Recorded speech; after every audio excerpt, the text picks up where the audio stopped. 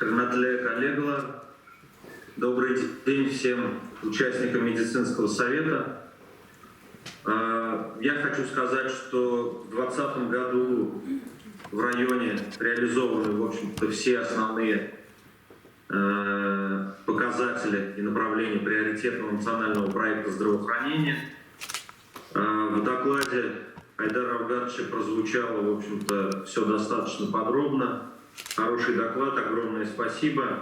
Хочу сказать, что в 2020 году президентом Российской Федерации, помимо показателей национального проекта, нам поставлены национальные цели до 2030 года. Там есть две цели, за которые здравоохранение отвечает главой. Это естественный прирост и ожидаемая продолжительность жизни.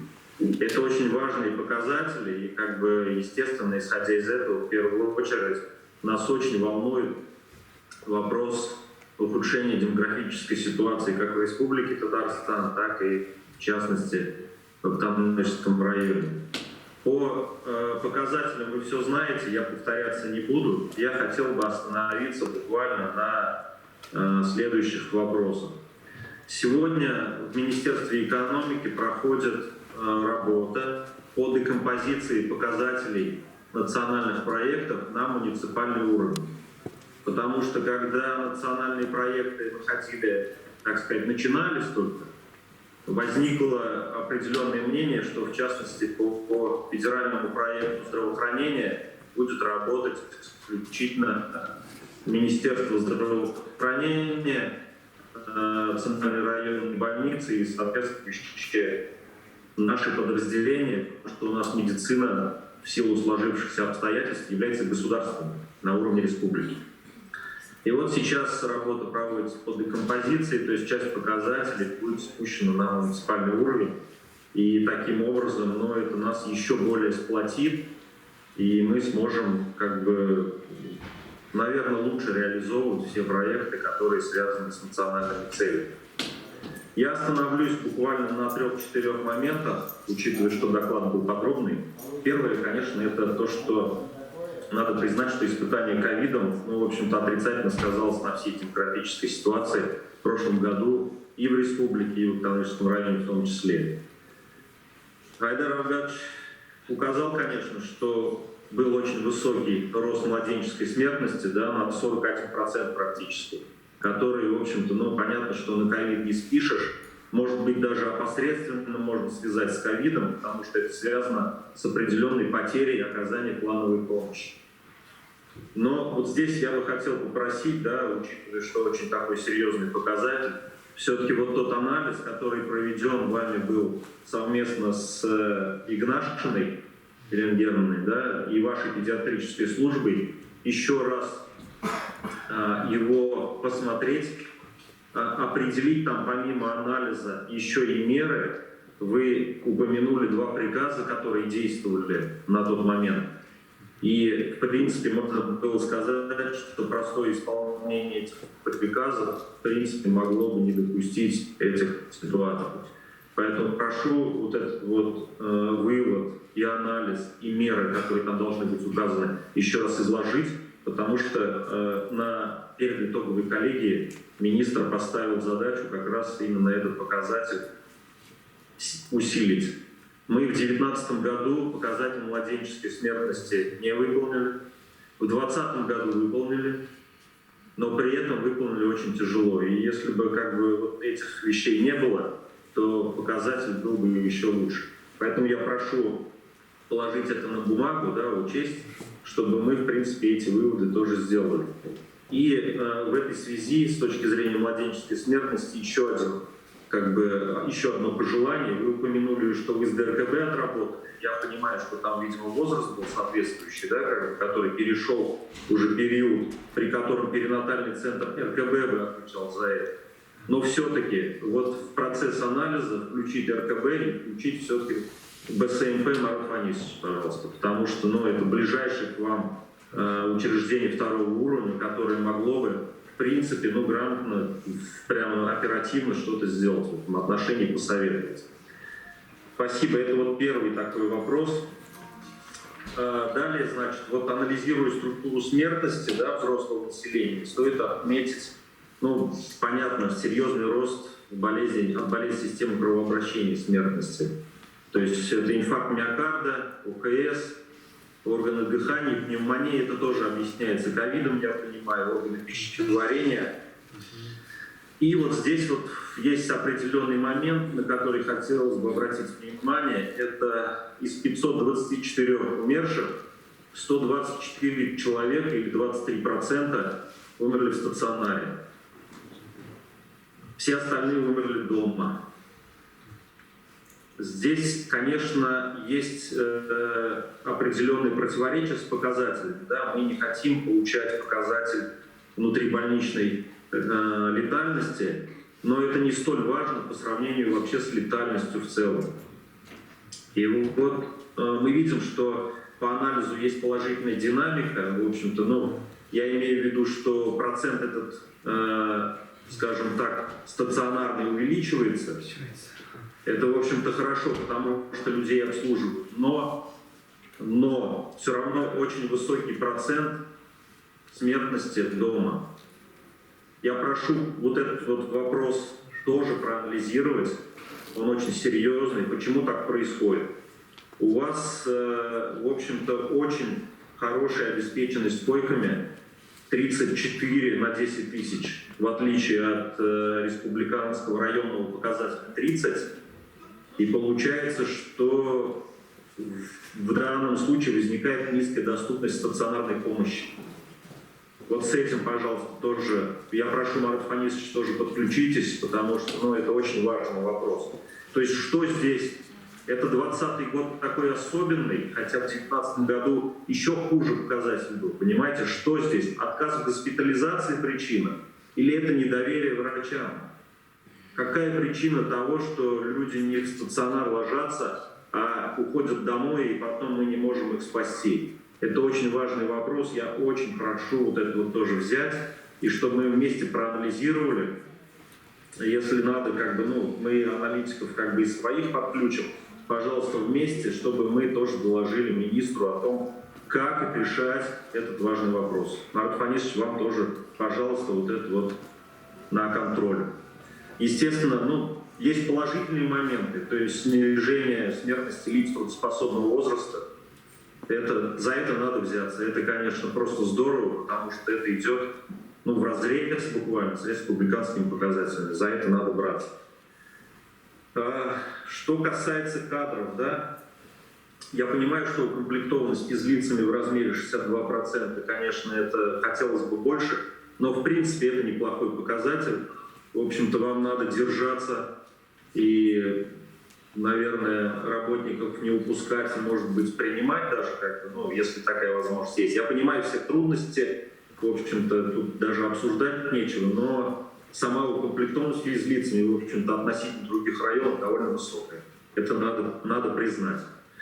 Еще один момент, который я бы хотел отметить для того, чтобы проанализировать, это вопрос причин смертности от старости. Если вы посмотрите показатели общие, да, то республиканский показатель 83,2 на 100 тысяч. У вас 481,8. Это, конечно, наверное, может быть подтверждено, потому что с 2017 года у вас даже идет некое улучшение, в отличие, например, только в 2018 ниже 423. Но по сравнению с общереспубликанским показателем это очень высокие показатели. И здесь возникает еще один вопрос.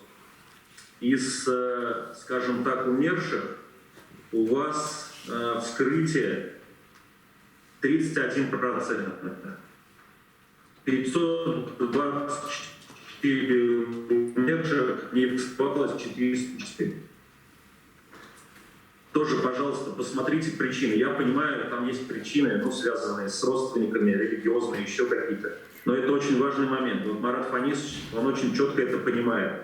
Если не вскрыть при определенных вопросах, записанных, при определенном разнообразии, записанном в истории болезни, то ты не определишь правильную причину смерти и, соответственно, не сможешь потом делать какие-то аналитические раскладки на этот счет. А они нам очень важны. Нам очень важно думать и знать, что дальше делать. Поэтому такой процент как бы невскрытых, ну вот по нашим данным, по крайней мере, он вызывает серьезные вопросы. Я понимаю, что вот Марат Фанисович задавал вопрос о том, что, в принципе, у нас оплата, да, должна идти из республиканского бюджета, и этих денег постоянно не хватает. Но, в принципе, наверное, этот вопрос как-то надо решать. Мы им занимаемся. Но вот может быть как раз этот показатель, учитывая, что у вас высокий процент умерших старше там, 60, 80 и даже 90, повлиял на постановку диагноза старость. Но на самом деле мы с вами понимаем, что если человек дожил до 80 лет, ни разу не обращался в медицинское учреждение, не стоял ни на каком диспансерном наблюдении, то тогда да, старость. Но если все-таки он был каким-то хроником, еще что-то делал, то, наверное, это не старость. Вот здесь, пожалуйста, еще раз подумайте, потому что это очень важный аналитический материал для того, чтобы изучать, как дальше действовать, куда дальше, так скажем, бить по болезням, и как дальше это делать именно в вашем районе, предметно прямо предметно. Ну, учитывая квалификацию работников БСМП, я думаю, Марат Фанисович в этом отношении помощь окажет. Вот здесь, наверное, из таких основных вопросов все. Разрешите мне еще поставить определенные задачи, да, которые министр обозначил перед коллегией, причем конкретно по каждому району. Вот, учитывая младенческую смертность, учитывая вот определенные отклонения от республиканских показателей в разы, я бы попросил, значит, следующие задачи в ближайшее время решить.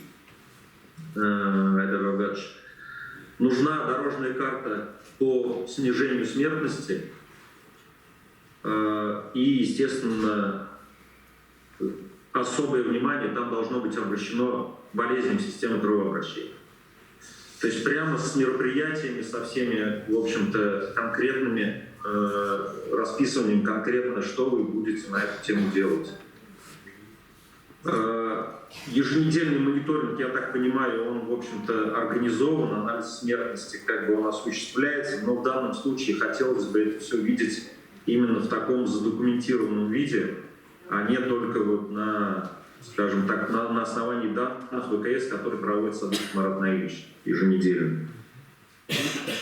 Вы правильно упомянули, основная из задач текущего года и своевременное и качественное диспансерное наблюдение. Здесь надо усилиться, и у вас это получилось в этом году. За это огромное спасибо, но все равно надо еще оставить, в общем.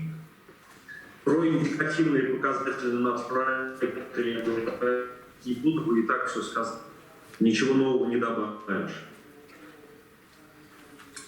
Смертность на уровне, в общем-то,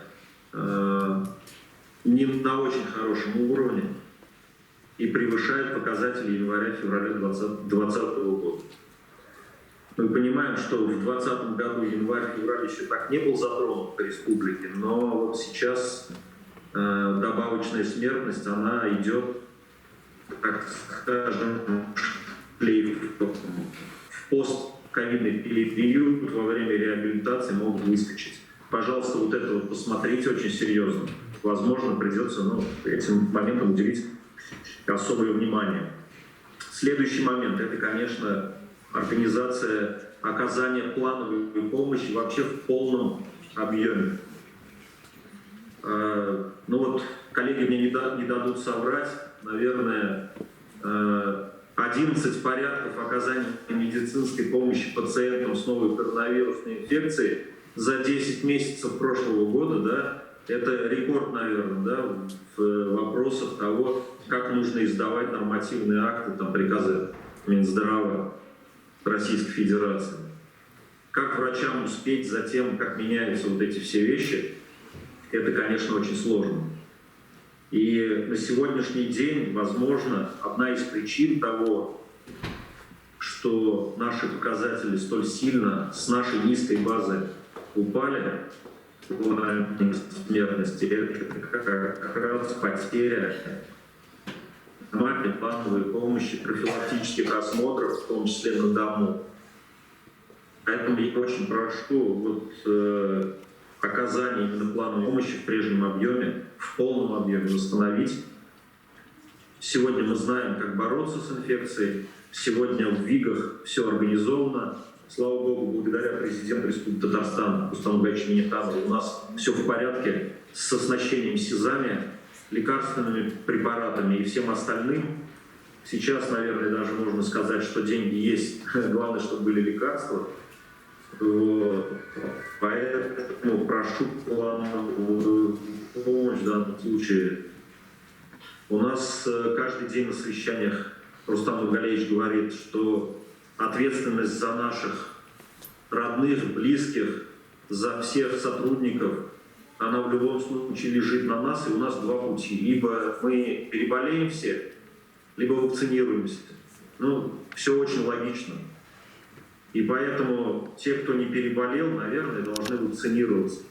Понятно, что это вопрос добровольный, но вложить в голову каждого человека, которого вы видите, с кем вы общаетесь, это было бы правильно, что вакцинироваться – это единственный научно обоснованный, исторически обоснованный способ победить пандемию.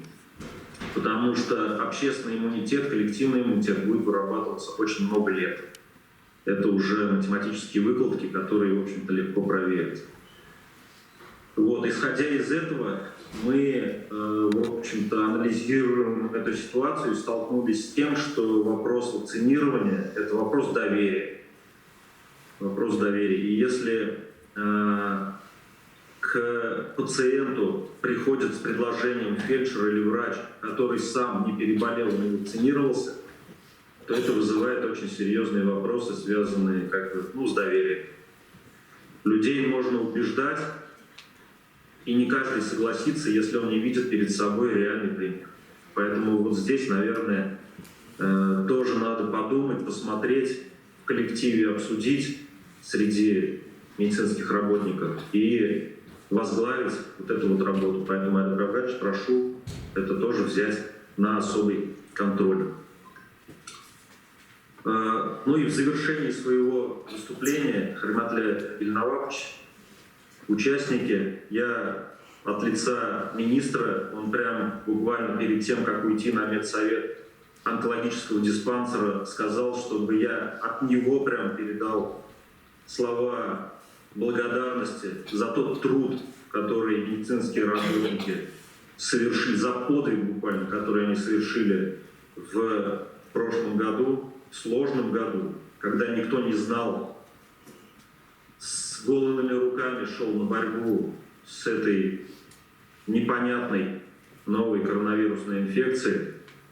Огромное спасибо, Айдар Ильнавович, муниципальному органу, в вашем лице, всем сотрудникам за сплоченность, просил передать, и в вашем же лице всему бизнесу и предпринимательскому сообществу за то, что подключились, потому что без общего сплочения, наверное, невозможно было бы достичь хотя бы того результата, который мы сегодня имеем.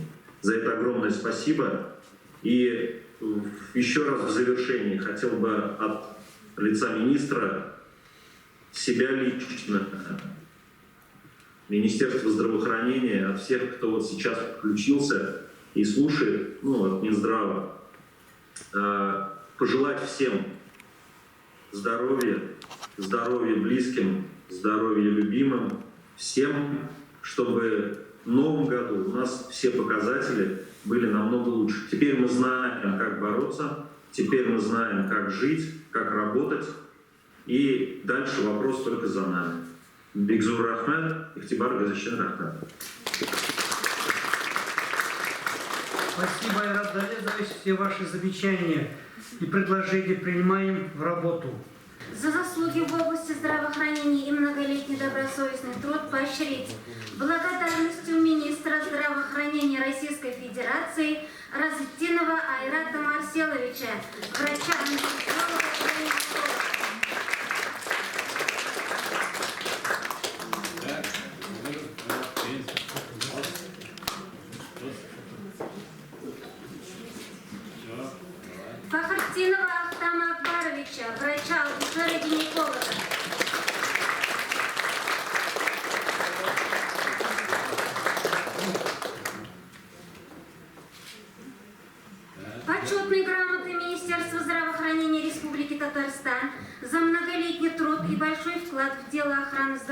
населения награждается Фасахова Галярия Абулкасимовна, медицинская сестра врача общей практики.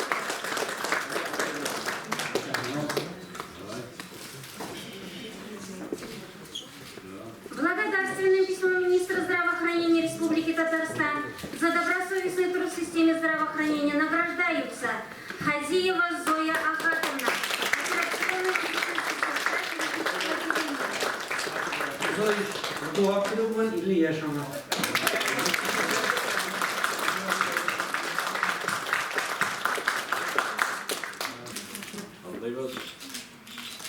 Фатихова Ильсия Галинуровна, медицинская сестра палатного контроля акушерского отделения.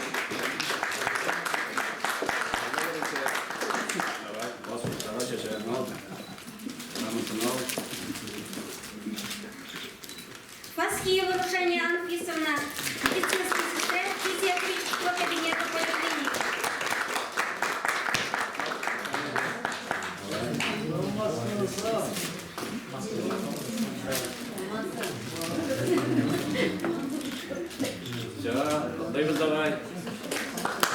Тырыш һәм нәтиҗәле хезмәтләре белән районның социаль икътисади үсешенә лаеклы өлеш керткәннәре өчен Актаныш муниципаль районы башлыгының мактау грамотасы белән бүләкләнәләр. Актаныш үзәк район хастаханәсенең гинекология бүлегенең өлкән шәфкать туташы Закиева Эльвира Наил кызы.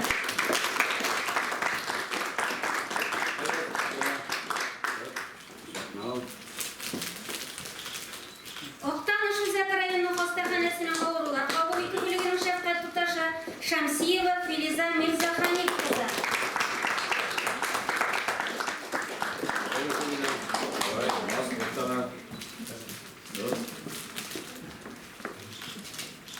Кущи участок хастаханәсенең шәфкать туташы Мусина Гөлназ Фөлүс кызы.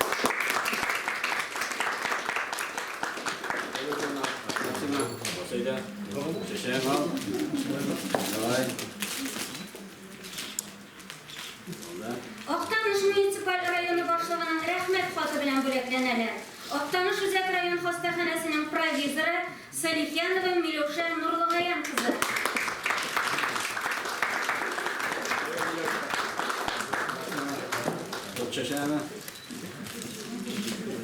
Актаныш район үзәк хастаханәсенең ашыгыш медицина ярдәм күрсәтү бүлеге фельдшеры Тазиева Ландыш Рөстәм кызы.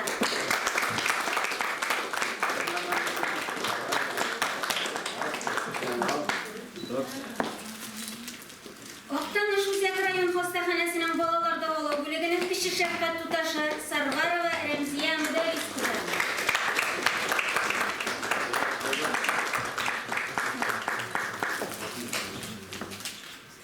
За заслуги в области здравоохранения и многолетний плодотворный труд награждаются Яруллина Илиза Габдулханнановна, медицинская сестра поликлиники.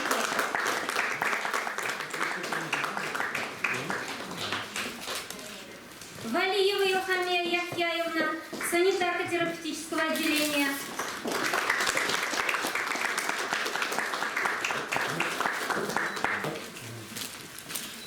Вакилова Айсула Фавадисовна, буфетчица хирургического отделения.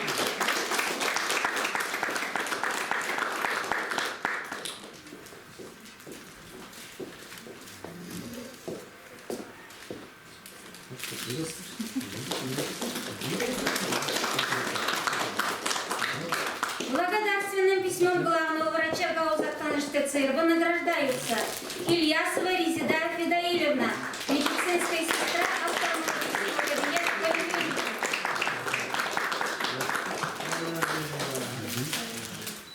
Баймуллина Ильзира Фулусовна, фельдшер поликлиники.